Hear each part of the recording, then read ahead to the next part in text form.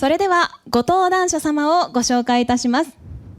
株式会社クリア代表取締役 CEO 生駒隆二さん。日本酒の可能性に挑戦し、未知の市場を切り開くをミッションに、日本酒専門ウェブメディア酒タイムズ、日本酒ブランド酒ハンドレットを展開されております。そして続いては経済ジャーナリスト伊藤洋一さんです。テレビやラジオでご活躍をされており、日本経済への可能性を感じる講演内容は不況を勝ち抜くヒントが満載です。著書カウンターから日本が見えるなど食通でも知られています。そして第1部から引き続きクリスさん、アイリスさんにもトークセッションに加わっていただきます。どうぞよろしくお願いいたします。さあ、それでは生駒さん、伊藤さん、ご挨拶と一言をお願いいたします。はじめまして、株式会社クリアの生駒と申します。今日はいろんな目線で面白い議論ができればいいなと思っております。チャット等を通じて視聴者の皆さんともいい交流ができればなと思ってます。よろしくお願いします。よろしくお願いいたします。続いて伊藤さん、お願いいたします。はい、私たちは酔っ払いのことをパッチールと言いますが、アイリスさんの代わりに私が飲んでおきましたというのは嘘です。ちゃんとまともに今日やりますからよろしくお願いします。お願いいたします。ありがとうございます。それではここでスクリーンに、そしてライブをご覧の皆様にはスライドの方に、日本酒の現状についていくつかの現象をランダムに取り上げてみました。見えますでしょうか。はい、いくつかあります。海外で高いワイン市場があるように、値段の高い日本酒が売れるようになるのか。他にはワインやウイスキーはかっこいいけれども、日本酒はアル中のイメージなんていろんな声がありますけれども、アイリスさん、例えば20代女性の興味のあるお酒のジャンル1位は日本酒って本当っていう声がありますが、これについてどう思いますか。私、周りの人はあんまり飲まないんですけど、私はガンガン飲んじゃうんですけどね。そうですね。じゃあもう本当に、アイリスさんにとっての1位は日本酒ってことですね。私1、間違いなく日本酒です。ありがとうございます。嬉しいですね。さあ、ということで、こういった、こちらのテーマですね。で、これについて4つのグループにまとめてみました。それがこちらです。このグループについて、ここでトークセッションを行ってまいります。それでは最初のトークテーマはですか、こちらは最初のトークテーマ、コモディティ晴れの日の二軸で日本酒は飲まれているについてトークセッションを行ってまいります。では最初に、まずは生駒さんからこれについて日本酒業界の視点からご解説いただけますか。はい、コモディティと晴れの日という言葉が使われていると思うので、そもそもコモディティって何とか晴れの日って何ってところのちょっと言葉のすり合わせからした方がいいのかなと思うんですけど、そのコモディティっていうのは、一般に広く流通しているもののことを指していく、今回便宜的にそういう理解でいいかなと思います。で、晴れの日っていうのは、とっておきの日ですよね。何かおめでたい日とか。なのでそういう日常使いととっておき使い、それぞれの2つの軸で日本酒最近飲まれてますよねっていうお話なのかなと思うんですけど、僕は全くその流れ正しいかなというふうに感じてます。コモディティの領域っていうのはもうまさに今日本酒の一番得意な領域ですよね。今もう酒屋さんとかスーパーとか行くと安くて美味しいお酒がねたくさんありますし、今までは瓶だけだった消費スタイルからパックももちろんありますし、最近ですと缶なんかも増えてますから、その消費者の消費のスタイルに合わせた日本酒の楽しみ方ものすごく増えてるなということは実際に僕も見ていて感じます。あと晴れの日でいうと、シンプルに付加価値のついているもの、ちょっと樽で寝かせたものがありますよとか、ヴィンテージがあったりだとか、スパークリングだったりだとか、この5年10年で非常に酒造りのレベルとか多様性もさらに上がってるわけですから、そういう何かとっておきの日にと言われたのが、昔はもしかしたらワイン飲もうかななんて言われたところから、とっておきの日だからこそ日本酒を飲もうという流れ、これも確実に生きてるのかなというふうに思います。特に海外だと去年2019年実績だと輸出している量に比べてやはり金額の方が伸び率がいいので、高単価少し、傾向は進んでいるのかなと思いますので、飲まれているかどうかというとまさにコモディティ化も引き続き続いてますし、晴れの日需要というのも、それぞれ多様性を持ちながら広がっているのかなというのが現状だというふうに考えています。ありがとうございます。続いて伊藤さん、マクロの視点からはこのテーマについてはどう思われますか？そうですね、一番上にね、マイク使っていただいていいですか？一番上にね、旅や居酒屋で飲まれる日本酒も家庭での出番が激減というのは、はい、全体的な流れでしょうね。だって少子化になってるわけだから、昔はね家に5、6人いて飲んでた家庭も多かったんでしょうけど、今はそうではないということですね。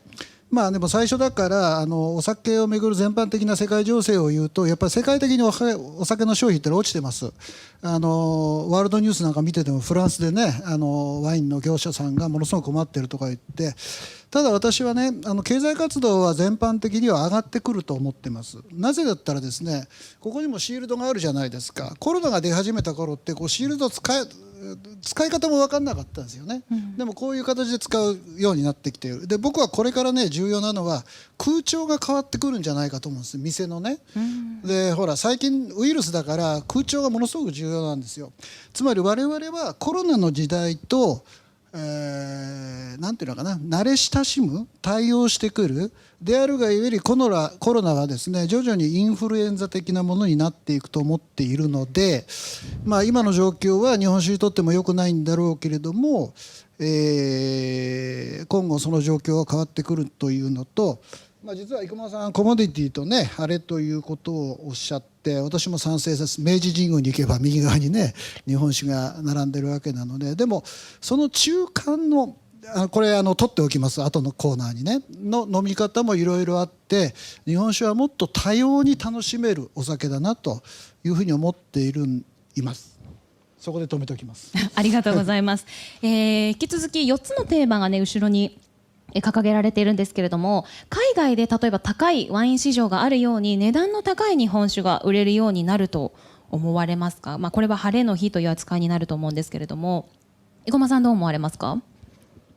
はい、先ほどちょっとお話触れたんですけど、日本酒輸出10年連続で伸びてるねということがまず事実としてあります。で、量自体は去年少し落ちたんですけども、金額に関しては伸長してますね。そもそも海外のア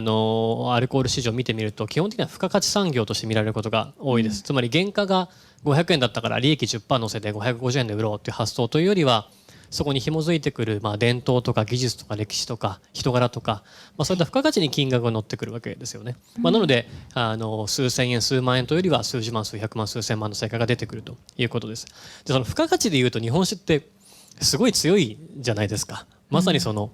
歴史とか伝統とか技術とか思いの詰まったお酒ですから、これが適切に広がっていくことによって、高単価市場というのもまだまだこれからさらに広がっていく領域だなというふうには僕自身強く感じている部分です。ありがとうございます。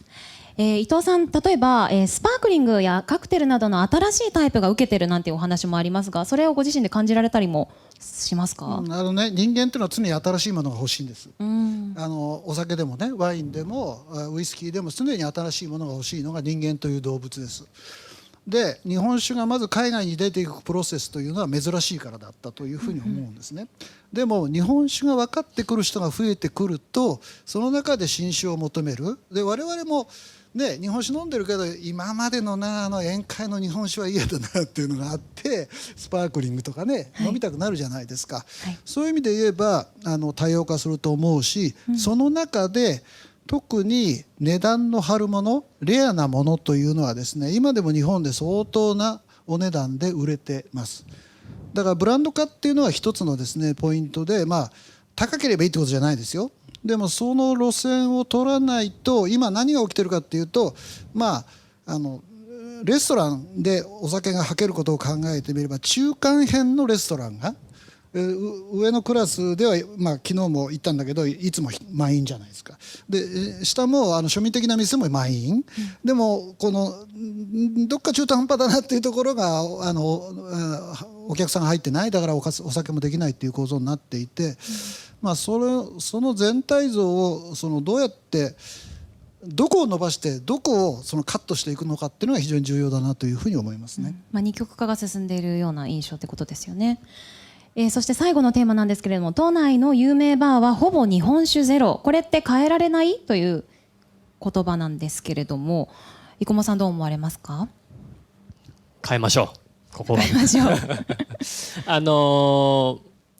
飲食店の方というか、日本酒を専門に扱ってない飲食店の方からすると扱い方は分かんないと思うんですよね。冷蔵庫で保管していいの？だから常温で保存していいんだっけとか、なんか飲み方どうすればいいんだっけとか、冷やと冷酒って何が違うのとか、扱ってなんとか食事がとか、なんかその出会ってさえしまえば人を魅了する力のある日本酒なんですけど、なかなかその出会ってからのなんていうのかな、扱い方的なハードルはことその飲食店の方にとってはちょっとハードル高いのかなと感じる部分も実際にレストランとかバーの方と話してると感じますね。あとすごくこう賞味期限気にされるとかね、なんか開けたらもう1日2日で飲まないといけないんじゃないのとか、なんかそういうこうちょっと実態と乖離した情報があるからこそ、なかなか飲食店の人が興味はあるけど手出しづらいという領域だと思うので、逆に言うとその情報さえ分かれば全部解決するって話だと思うので、適切な情報発信というか、それももちろん各酒蔵の方やられていると思いますけど、そのあたり意識してくるだけでだいぶ変わると思いますし、都内の有名バーにぜひね日本酒が入るような未来を実現していきたいなと個人的には思ってます。はい、それについて情報を提供するのが重要であるということですね。伊藤さんもそういう意見でしょうか？実はこれ、言い出したのは私でね。あ、そうなんですね。ありがとうございます。ご意見。バーってのは大体横文字なので、イギリス人を思い出すよね、バーっていうのはね。でもお酒という部類においては同じなので、都内の有名なバーにもねお酒欲しいっていうのと、お二人はよく街歩きます？はい。いや渋谷のパルコの下に日本酒バーできたのご存知ですか？知ってますよね。さすが。でね、虎ノ門横丁って知ってます？あそこにも日本酒バーできたの。あそこ行ったことないんです。あそこは行ったことないんですけど、連れてって。つい最近にオープンしたので、だから日本酒バーは増えてるんですよ。でそこには高いお酒もあるし、だからクリスさんが最初ね言ってたように、北から南から北までね随分多様なものがあるって言って、そういう意味では日本酒を飲ませるお店というのは日本酒専門にですよ。だから僕はマージすべきだと思ってるんだけど、別に高級なウイスキーの隣にね稀有な日本酒があったっていいじゃないですか。そういう風になればいいなというふうに思ってます。まずは日本酒の価値を上げていくっていうことにつながりますよね。そうすると。ありがとうございます。ということで、ここで、皆さんに提言として、まとめていただきたいと思います。こちらではこのテーマについてまとめていただくとどのような提言ができますでしょうか？いきますか？伊藤さんお願いいたします。クリスさんのねプレゼンテーションも含めて言うならば、要するになんていうのかな、ターゲティング、このお酒はこういう場所にいいんじゃないでしょうかというところをですね、ただ売れないなと、これ見ておられる方々が業者の方も多いということなので、じゃなくてこのお酒はどういう場面にどうやって使ったらいいのかということをターゲティングしていく、販売のね。でそういうことが必要だし、頭の中でこういうお酒を日本酒を飲む人はどういう人なんだろうね、アイリスさんのような人なのかクリスさんのような人なのか、僕らみたいなね貴重ブラックのねアタイヤの人なのかというところを考えていくのがいいんじゃないかなというターゲティングが僕は必要だと思いますね。それでは日本酒にはこの先ターゲティングが重要になってくるということでまとめさせていただきたいと思います。ありがとうございます。白熱したトークが続いておりますが、続いてのテーマに参ります。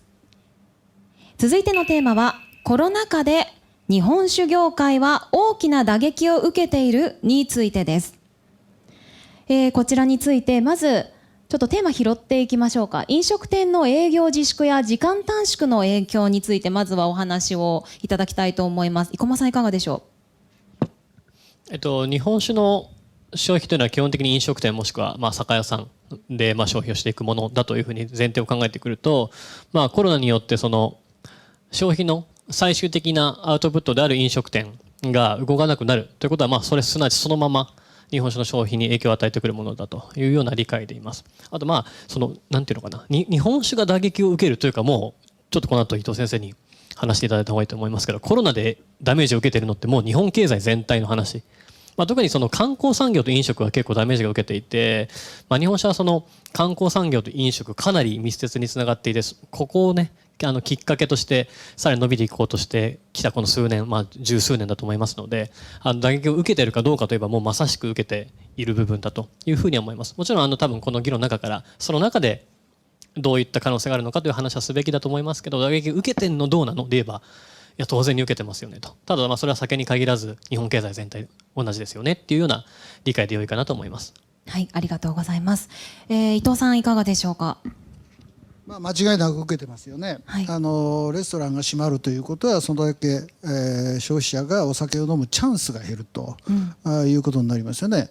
まあ、強いスコッチをねガバガバって煽って酔っ払って終わりっていうのはねなかなか日本酒は難しいのでゆっくり飲まなきゃいけないっていうのと、だから私さっき言ったようにね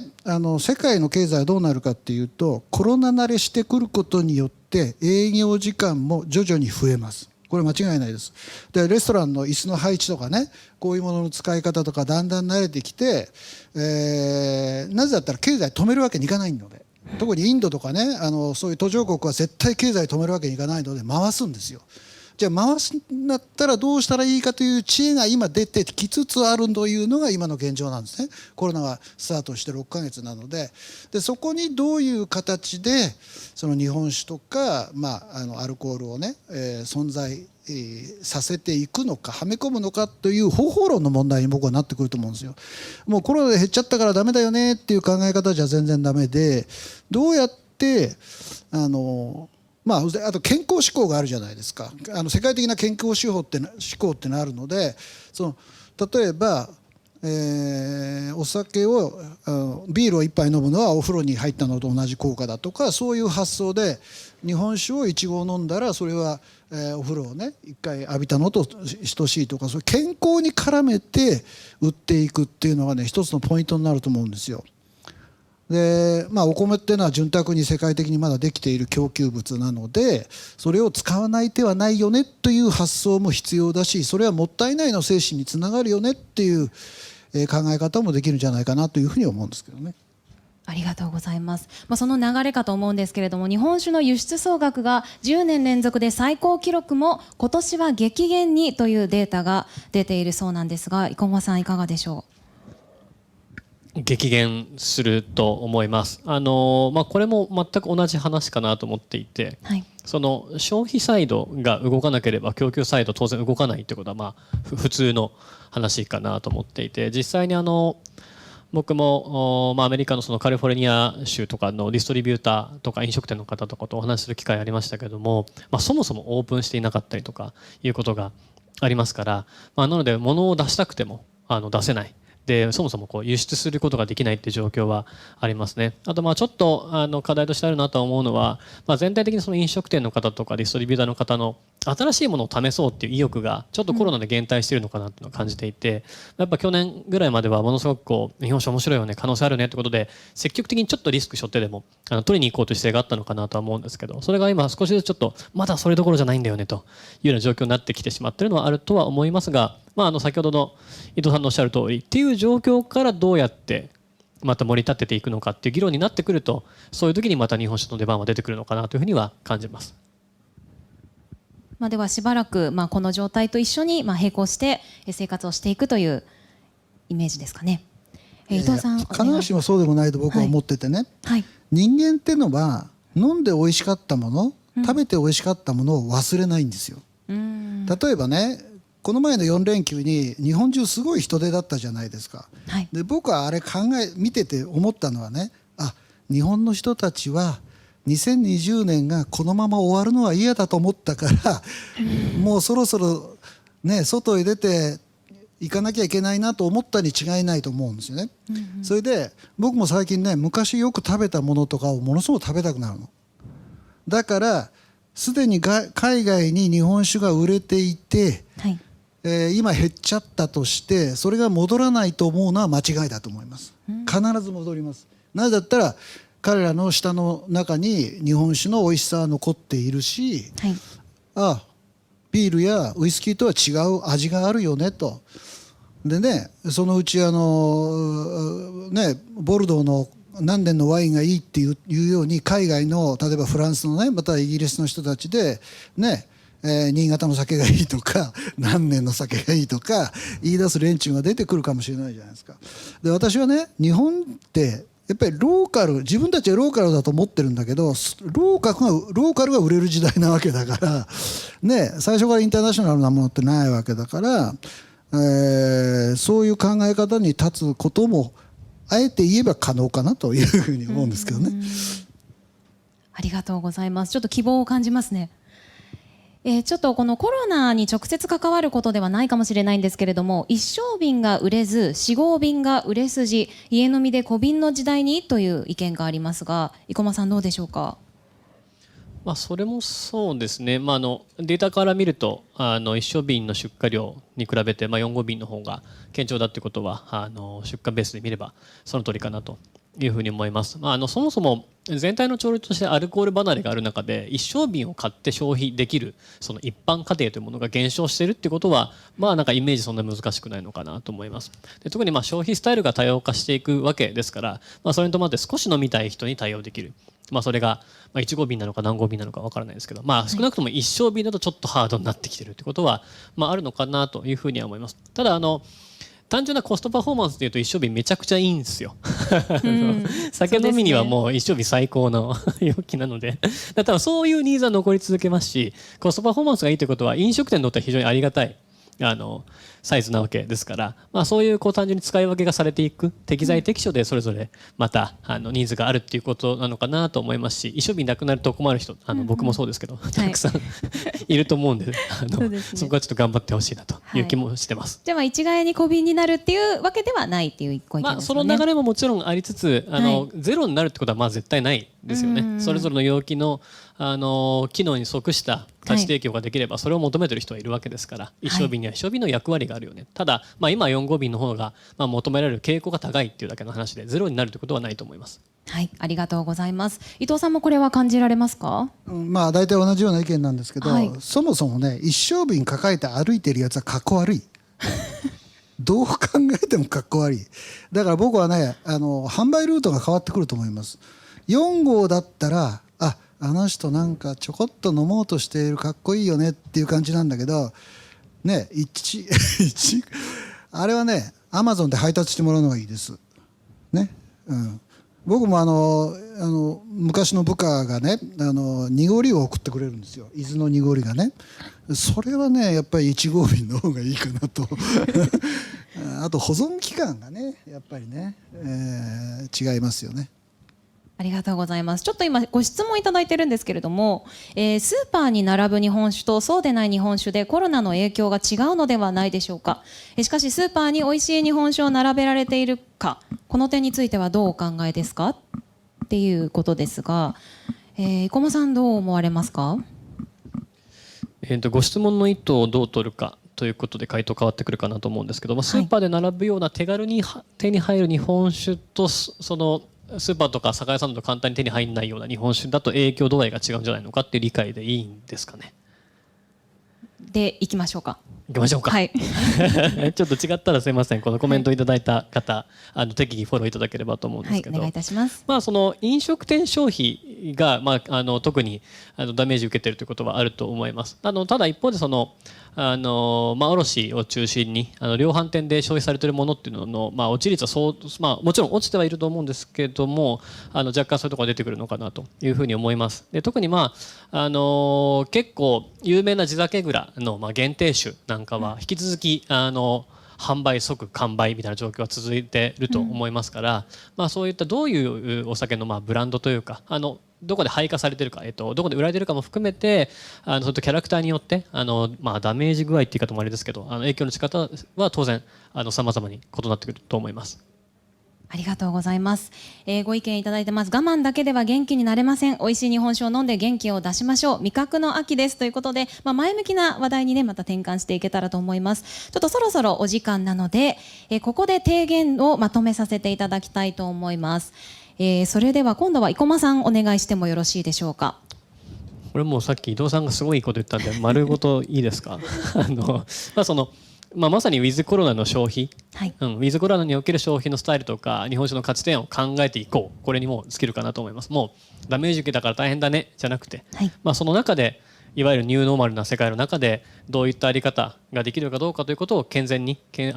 論していくべきかなというふうに感じました。ありがとうございます。それではコロナ禍の中で、ニューノーマルなこの中で、健全にポジティブな考えを持って、考えていこうという提言になりました。ありがとうございます。続いてのテーマに移らせていただきます。続いては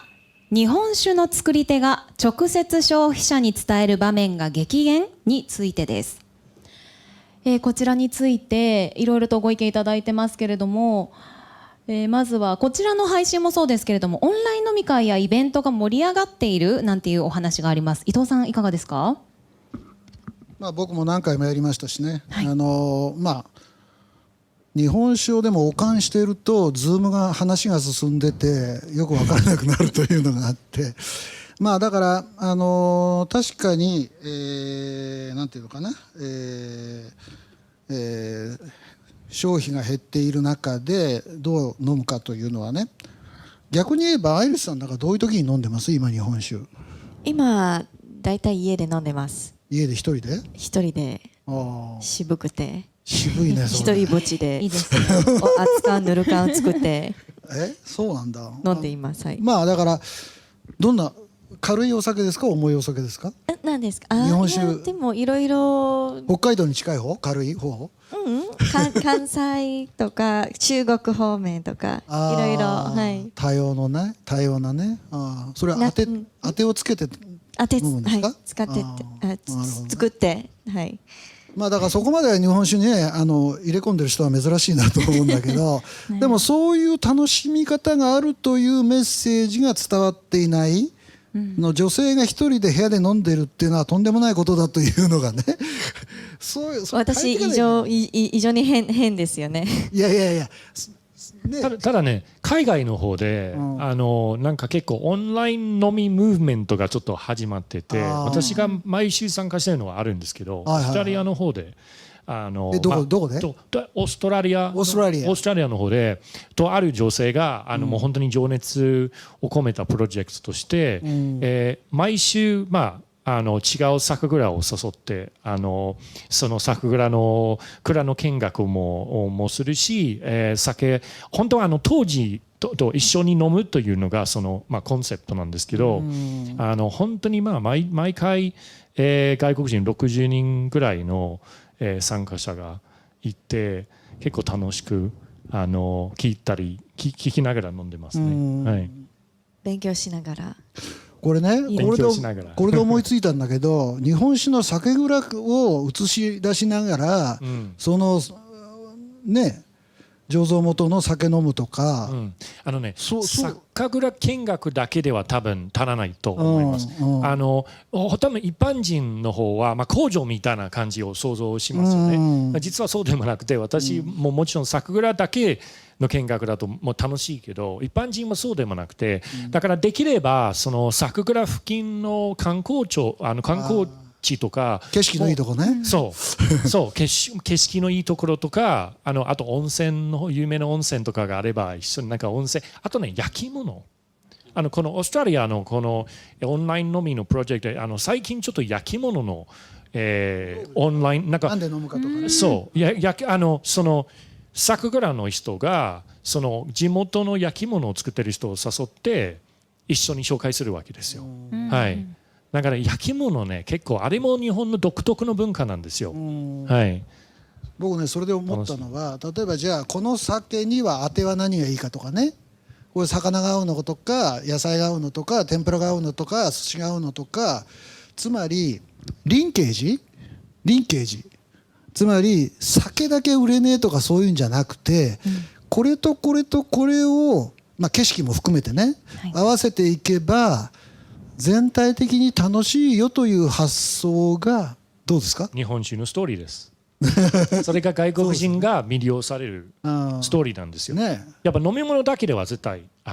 それだけでは多分、魅了すると思うんですけど、ね、そういうイメージなんかネガティブな印象もあるので、基本的に日本酒のストーリーを紹介した方が今日本の文化が世界各国ですごい人気は出てて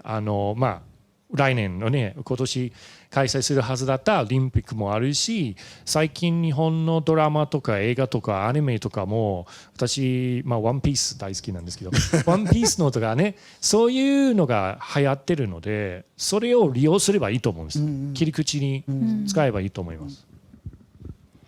ご意見いただいてます。クリスさんがおっしゃったこと正解だと思います。オンラインの酒蔵ツーリズムが進めばいいと思いますというふうにご意見いただいています。ありがとうございます。他にも日本酒の未来といたしまして、例えば、日本酒 YouTuber さんが増えてるって本当っていうご意見がありますが、いますね。クリスさん。アイリスさんもそうです。アイリスさんも。私単純に YouTube やってますけど、これから日本酒まだこれからですね一緒にコラボしましょう。でも YouTube もそうなんですよね。ただ日本酒を紹介するだけの YouTube は残念ながらちょっと流行らないと思います。日本酒を、酒をそれこそ酒はいろんな意味があるんでしょう、他の国では。だからよくね検索ミスとかあるんですよ。だから酒を検索する人は少ないんですよ。それは残念ながらそうなんですけど、他の和食とかね、アイリスさんは和食なんかすごい好きですよね。和食とかを切り口に、YouTube でも日本酒を紹介するとなんとなく流行ると思うんで、今結構人気 YouTuber の方でも、何百万人のなんかビュー数を受けてる動画があるんですよね、はい、だから絶対可能性があると思います。で増えてます。増えてます。酒蔵もしてましたね YouTube の方。それはすごい嬉しいです。そうですね、酒蔵さんはインスタグラム、ツイッターも新設されていたりしていて、どんどん皆さんこうやってメディア化されているんでしょうか？いやメディア化しないと売れないでしょ。やっぱり見てくれる人がそういう発想もあるんだとかね、はい、あそこの、お酒はこういう景色の下でできたんだろうかとか、水はこういうものを使っているんだというなんていうのかな、履歴、はい、関連性の中で覚えてくれれば忘れないよね、と思うんだけどね。だからそういうことが必要なのかな。でそれは海外の人にも結構受けると思うけどね。海外だと必須です。必須だよね。だって日本の瓶は漢字ばかりになってて、日本酒なんかの知識もね、なんかたくさんありすぎると思うんですけど、たくさんありますよね。楽しむ前に知らないといけない。でだからそういうもっと目印として飲んだお酒が覚えることができるように。それこそ景色とか日本酒のストーリーね、はい、大事だと思います。ストーリー性と絡めていくということですね。さあここで、提言まとめさせていただきたいと思います。日本酒の現状と未来について、それでは伊藤さんまとめていただけますでしょうか。視野狭窄にならないってことだよね。つまりお酒っていう考えないで、お酒がなぜそこで生まれて、どんな人が作っていて、どんな景色があって、何年オクラに入っていて、どんなものを当てにして食べながらお酒を飲むのがいいのとか、例えばこれは一人酒がいいとかね、何人かで飲むのがいいとか、そういうそのシチュエーションを作っていく、だからクリスさんに言えばストーリーを作っていくっていうことが必要で、それができれば自然と輪が広がるというふうに思うんですけどね。ありがとうございます。それでは日本酒の現状と未来については、視野狭窄にならず、視点を広く持ち、日本酒のストーリー性と絡めて、懐広く楽しんでいただくというものになります。皆様ありがとうございます。そして最後のトークテーマに参ります。最後のトークテーマはこちらです。日本酒のイメージは世代別に違うについてです。こちらについては、いくつかご意見いただいてますけれども、最近おしゃれな日本酒バーを見かけるかも。これ先ほど伊藤さんからお話しいただいたようなものなので省かせていただきますが、そういったお店は増えているということですね。海外での日本酒シーンは変化しているということについて、まずそれでは生駒さんからご意見いただきましょうか。日本酒のイメージ世代別に違うかって話で言うと、はい、結構あんまり良くないなって最近思ってるのが、僕今34歳なんですけど、僕の世代って日本酒ってやっぱなんか一気飲みさせられたんですよね。ありましたね。大学の時とかにはい、先輩になんかジョッキ1杯分日本酒を注がれて、はい、多分それお酒が悪いんじゃなくて飲み方の問題なんですけど、一気飲みとかさせられるわけですよ。でなんかその訳もわからんまま飲み干して、でも翌日とんでもないことになるみたいなことがあったんで、僕らの世代ってやっぱりなんか日本酒ってちょっとこう悪いイメージ持ったりする人がいるんですよね。ただなんかあんま良くないなと思うのは、それを前提に下の世代と接するのがあんま良くないと思ってて、なんか日本酒って親父臭いイメージあると思うんだけどとか、日本酒ってなんか美味しくないイメージあると思うんだけどっていう話をしていくと、今の20代の前半の子とかってそのイメージないんですよね。だから結構地雷というかさ、自分たちで墓穴掘ってる時あって、あ、そうなんすねみたいな、日本酒ってそういう悪いイメージあるんすね、なるほどねとかって言われちゃうのが、逆に僕らがアンラーニングできてない。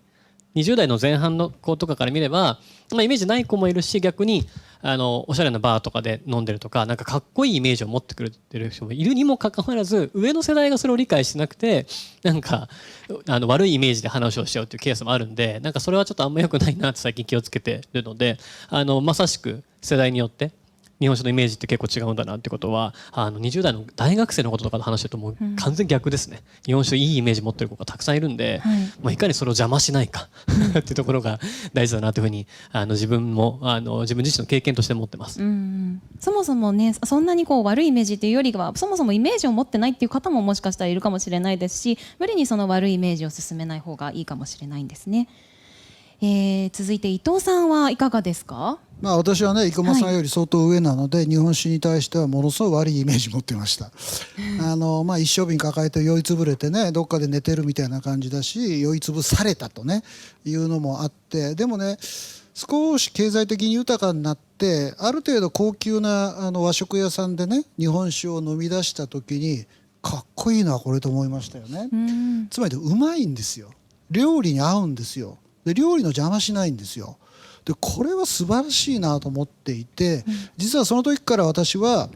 日本酒はかっこいいと思ってます。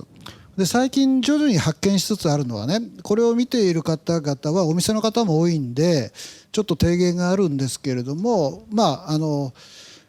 お店の人が日本酒をお客さんに飲んでもらう時に、こういうふうに飲んだ方がいいですよと決めつけない方がいい。決めつけない方がいい。どういうことかというとね、例えば昨日土瓶蒸し、の店で土瓶蒸しを、食べたんですよね。秋の味覚で、松茸が入っていて、で日本酒飲んでて、でちょっとね飽きてきた土瓶蒸しがね、最後の方ねスープ同じような味だから、そこにね日本酒をさっとついでね、こう少し時間を置いて飲んでみたら、実にねキレのいい酒なんだけど、その段階でまろやかになるんですよ。でスープの味を変えるんですよ。でね、お店の人それ見ててコメントしなかった。あんな風にして土瓶蒸し飲みやがってとスープ飲みやがってと思ったのかもしれないけどもでも客の立場にすると、料理の味変えてくれるよね日本酒っていうね、そういうイメージがあるんですよ。いや事実です。それについてね、クリスさん先ほど賛成っていうようなお顔されてましたけど、本当に科学的に日本酒は、日本酒に入ってるものが、他の料理に入ってる成分を、いろいろ影響します。例えば旨味ですね。アミノ酸、うまみが増したんだよ、本当に増したり引き出したりする、だから僕はお店の人たち見てると思うんで、つまりお店の論理で料理を食べてもらう、日本酒を飲んでもらうんじゃなくて、ちょっとコメントで土瓶蒸しの最後の方にはちょっと日本酒垂らして、土瓶蒸しまだ熱いじゃないですかね、土瓶だから。でそうすると料理の味が変わりますようなことを言うと、日本酒のかっこよさが増すんじゃないかなと。でそういう形での日本酒の消費というのも増やせるのかなと実はねたった昨日なんだけど思いついて、これは今日、だから最初に言ったのはこの話なんだけど、皆さんにお伝えしようかなというふうに思ったんですけどね。はい、そのコメント、だしと日本酒のマリアージュですねっていうコメントもあります。はい、また、そう若い方は先入観ないようです、邪魔しないの大事ですっていうふうにご意見いただいてます。そういうふうに感じられる方も結構多いんですかね。またおっしゃる通り、今の大学生たちと話すと日本酒かっこいいとか旅行行った時に飲みましたと元気をいただけます。こちらが話すのではなく彼ら彼女たちに耳を傾けることがいいかもですというご意見があります。すごくポジティブなご意見たくさんいただいておりまして、この後、質問コーナーに参りますので、またコメントでも皆様いただければと思います。それではそろそろこちらのテーマについて提言を示していただこうと思います。日本酒のイメージは世代別で違うについて、どうしましょう。最後のテーマ、クリスさん参りますか。まとめていただけますか。はい、世代別、国海外っていうこともありますが、イメージは違うと思われますか。絶対何か変わってきてると思いますね。私がイギリスにイギリスで日本語を勉強している時にたくさんの日本人の留学生の友達がいたんですけど、みんな全然日本酒勧めてくれないんですよ。で日本酒のことを話すと親父の飲むものじゃないですかっていうようなことを言ってて、はい、だからそういうイメージは私にもそういうイメージは焼き付けられてましたよね。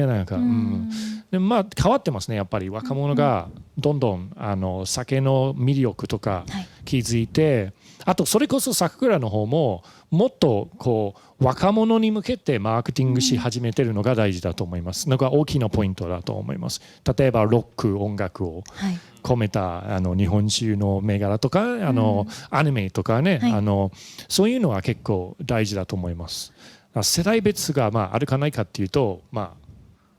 あると思うんですけど、これからはい、はい、お願いいたします。さっきの話と関連するんだけど、お店の人はお客さんにこのお酒はキレがいいですよとかね言って出すじゃないですか。寿司屋でも何でもいいんだけど、でも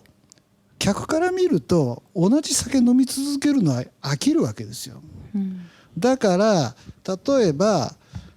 時間が経つと日本酒もワインはそうだよね。時間が経つとこう変わりますっていうふうにもう分かってるわけですよ。ありえないんですよね、同じメニューをずっと出すのは。そう、だから日本酒も時間が経てばこう変わりますよとか、温度変えるとこう変わりますっていうような提案をしていく。最初の一口の印象だけを客に売るんじゃなくて、時間が経てばこうなりますよっていうような売り方をしていくのも日本酒の需要が増える一つのコツかなと僕は思うんだけどね。海外で世代別ないんですよ。日本酒のファンは基本的にみんないろんな世代が今日本酒の魅力気づいて好きになってます。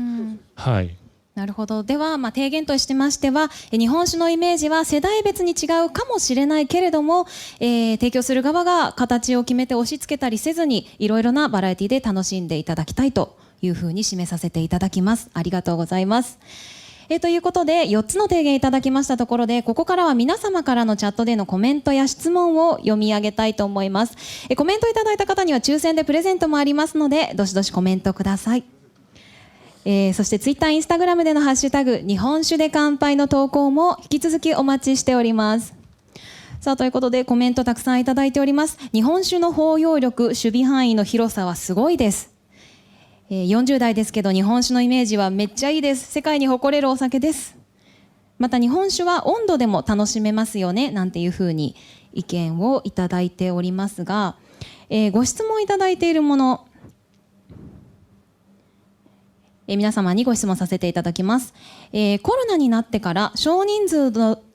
で飲むので 4,5 瓶を買うことが多くなりました。どちらの方がコロナ禍で売れているとかありますかとのことですが、生駒さんいかがでしょうか。ごめんなさい、4、5便の話。そうですね、4、5便の方がコロナになってから売れてたりしますかっていう。そうですね、結構これは僕も実際に聞きましたけども、はい、飲食店の方が圧倒的に一升瓶使う率は高いですよね。さっきの話と同じように、飲食店の方からとってみると非常に良い商品なので、その飲食店が動かないとなかなか、あとは自粛期間があってなかなか外に出ないと一升瓶持って帰るの大変なんですよね。シンプルに。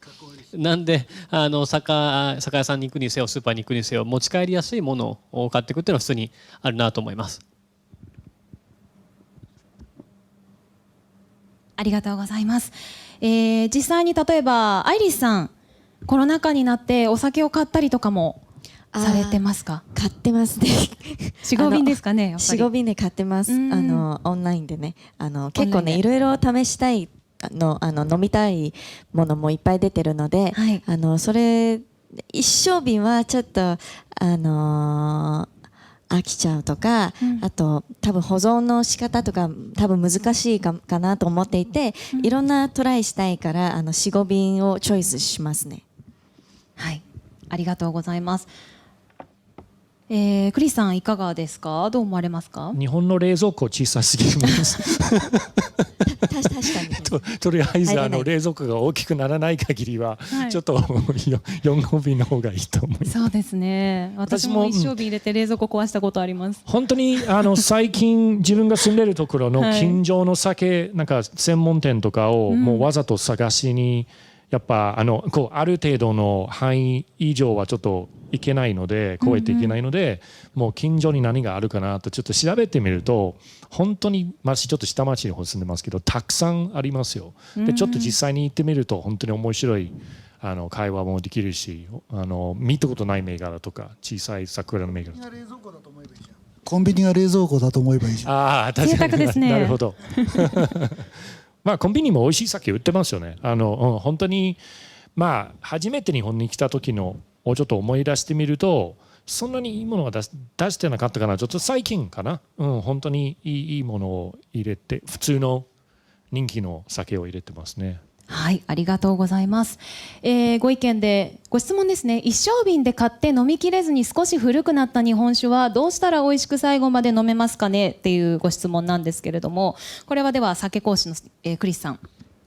お答えいただきましょう。まずは捨てないでください。本当に本当に捨てないでください。はい、本当にお酒はまずは自分には何も悪いことはしない、病気になることはないし、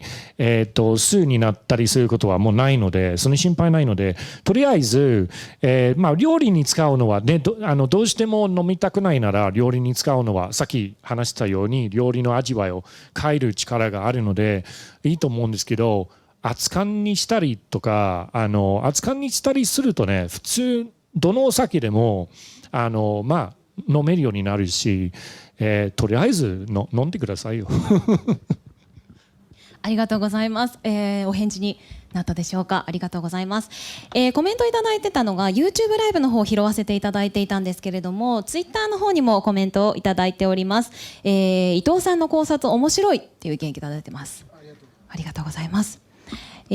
さまざまなご意見いただいておりますが、また、一升瓶4本ストックしてます。料理にも使ったり飲んだりしてます。飲み方はストレート派です。冷蔵庫大きいんでしょうね。別に冷蔵庫の中に入れる必要はないんですよ。一升瓶は普通に外でも、真夏はちょっと危険かもしれない。でも本当に、一升瓶冷蔵庫の外で1年間も大丈夫でしょう、多分。賞味期限がねないっていう形になりますからね。酒蔵さんのマーケティングの努力がイメージを良くしていると思うっていう意見もあります。また瓶のサイズについて、例えば小さめの瓶の方がいろいろ試せていいっていうお声をいただいたりもしていますね。あとは大学生の日本酒サークルなども将来性ありますねっていうことなんですけれども、やはりその生駒さんのおっしゃるように昔のような飲み方は今はあまりされていないということで、また考え方も変わってきているのかもしれないですね。またお話とコメントで一升瓶のイメージの両端が知れてよかったです、いろいろな面が知れてよかったですという意見もいただいています。ありがとうございます。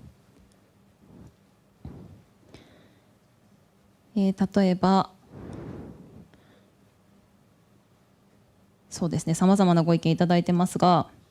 ご意見、最近は割って飲む人が多いのですが、ストレートで味を楽しむ方は少ないのでしょうか。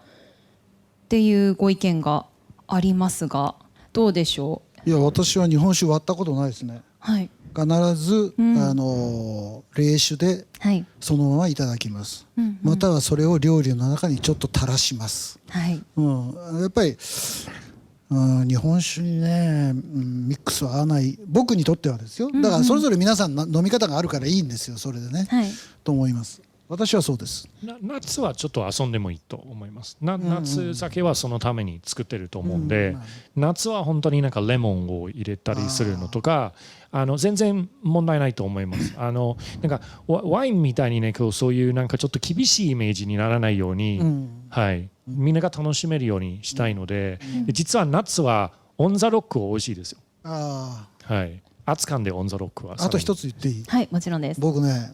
デザートワインが大好きなんですよ。美味しいですよね。食事した後の一杯だけね、はい。デザート日本酒っていうのはできないのかね。アイスクリームの上かけてください。例えば、例えば古酒とか貴上酒、本当に美味しいです。普通のアイスクリームソースの代わりにそれかけて美味しいですよ。今度やってみる。いやだから今出てるのはね、はい、こうだって決めつけないでいろいろやってみたら皆さんそれぞれ人の一人一人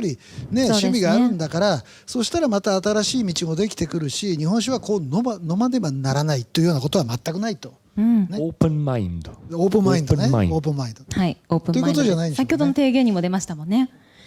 またご質問いただいています。熟成酒の楽しみ方を教えてくださいだそうです。いろんな例えば飲み方とかペアリングとかもいろんな可能性ありそうですが、どうでしょう。クリスさんいきますか。チーズ一択、はい、ワインよりもチーズと日本酒の方が合うんです、事実です。どんなチーズとかありますか。そうですね、それこそイギリスの、ちょっと自慢のチェダーチーズとか、フランスのチーズだったらね、たくさんある、イタリアチーズもよく合うと思う。イタリアのハードチーズとかブルーチーズと貴上酒は最高ですね。ブルーチーズピザと貴上酒はよく古酒として熟成酒として出しているので、はい、美味しいと思います。チーズと冷酒はうまいかもしれないね。そうかもしれないね。はい。この間ね、クリスさんがチーズって言ったので、私前ソフレチーズケーキと、日本酒、一緒にいいですね、ペアリングして、めちゃくちゃ美味しかったです。めちゃくちゃ合います。いろいろ出てくるじゃない。出てきますね。やっぱりいろんなトライしないと自分から、トライして自分好きな味とか好みがあるからね、皆さんがそれ自分好きなものを探した方がいいと思います。もうキーワードはオープンマインドですね。これは決めつけずにオープンマインドで、お蕎麦に日本酒かけますってご意見いただいてます。お蕎麦に日本酒、飲む分には合いますけどね、お蕎麦に日本酒かけるっていうことで、もともとは蕎麦屋さんで日本酒出してたんですよ。本当は最初。今でも出るよ。今でもね。今でももちろん蕎麦屋っていうのは。蕎麦屋さんではもともと日本酒飲む場所だったんですよ。居酒屋じゃなくて、私もよく桜見学行くときに必ず近所の蕎麦屋さんで蕎麦食べますね。蕎麦と日本酒よく合うんですよ実は。だからぶっかけるって言うんでしょ。かけるって書いてますね。そういうかけ方がちょっとわからないんですけど。でもだし割りっていうのがありますね。はい。そんな感じかな。つゆの方ですかね。そうですね。つゆの方。菅首相は蕎麦をぶっかけでしか食べないっていうから日本酒ぶっかけてるかどうか聞いてみたら面白いと思う。新しい食べ方。昼間は飲んでないだろうけど。オープンマインドですもんね。それもありですね。チーズに日本酒は合うねっていう意見もいただいてます。本当に合いますね。先ほどクリスさん言っていただいたようなチェダーチーズとかもいろんなものといろんな日本酒と合わせられると思いますし、ヨーグルトに日本酒を垂らすとめっちゃ美味しいですって意見いただいてます。やったことある方いますか？ヨーグルトに日本酒、どちらも乳酸系のものなので、そうですね。特に木本とか木本の日本酒となんかヨーグルトの上にかけるのは美味しそうですね。やったことないんですけど。やったことないですね。逆に吟醸酒系でもいいんですかね。香りもまたね華やかになったりとかするんでしょうかね。いろいろな、楽しみ方皆さんされてますけど。だから逆に言えばお店の方がトライしてないよね。そうかもしれないですね。もしかしたら。蕎麦屋行ってこれちょっと日本酒ぶっかけてみたら美味しいかもしれませんよなんていう蕎麦屋見たことないもんだって。聞いたことないもんだって。メニューにぶっかけ蕎麦ってあったら今聞いてるといろいろなことやってるわけでしょ。はい。だからそういうなんていうのか柔軟なはいフレキシブルな思考が必要かなと僕は思そうですね。今だけでもすごくたくさんご意見いただきました。ただここでお時間になるので、そろそろコメントの読み上げは終了とさせていただいて、ここでお一人ずつ、最後にコメントをいただきたいと思います。それではクリスさんからお願いいたしましょそうですね。日本酒について、適当に日本酒について何でも大丈夫ですか。う。これで終了なので一言いただけたら。もう本当にオープンマインドで、はい、これからのね、また新しいペアリングは絶対発見すると思いますんで、はい、とりあえず日本酒は楽しんで飲みましょう。はい、酒蔵が一生懸命手間かけてもう涙も泣きながら日本酒作ってるなんですけど、本当にその大事な日本酒を楽しんで飲みましょう。それは酒蔵が本当に望んでいることなので、はい、はい、ありがとうございます。はい、続いてアイリスさんお願いいたします。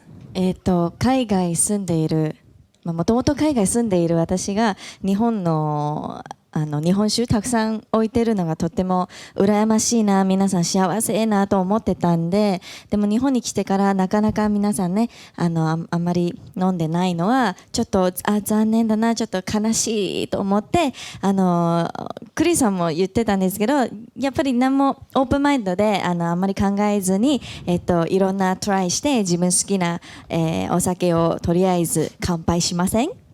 はい、ぜひ皆さん乾杯しましょう。そして伊藤さんお願いいたします。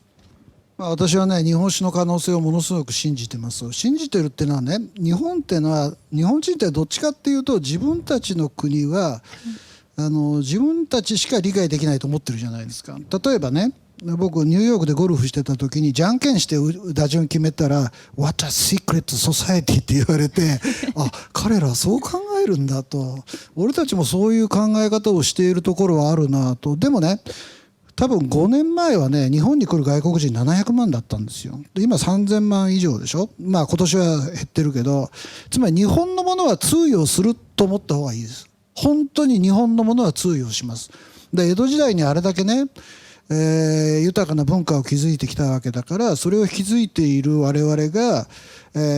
海外の人たちと同じなんていうのかな、土俵に立てないわけがないし、ワインがあれだけ広まったんだから日本酒だってそれだけ広まっておかしくないと僕は思ってるんですね。だからシャイにならないこと、オープンマインドになって、自分たちの楽しんでいるものを